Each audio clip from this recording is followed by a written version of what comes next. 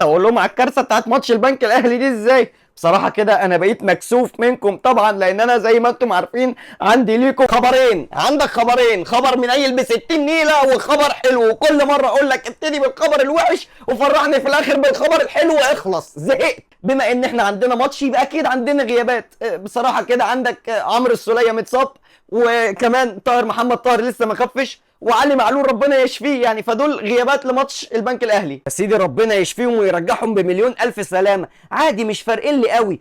مش وسام ابو علي جاهز وهيلعب الماتش بس يبقى كده مفيش كوارث. وانا لسه برضو ما كملتلكش، مارسيل كولر كبرت في دماغه وقرر ان هو يريح محمد عبد المنعم وبيرسي تاو. مش هيكونوا كمان موجودين بكره، ولا فريق لعبد المنعم ولا فريق لبيرسي تاو. طالما وسام ابو علي جاهز وموجود في القايمه انا كده تمام. قول لي بقى، هو الخبر الحلو لله رسميا تم شفاء احمد عبد القادر من الاصابه اللي عنده، ومتولي كمان في القايمه.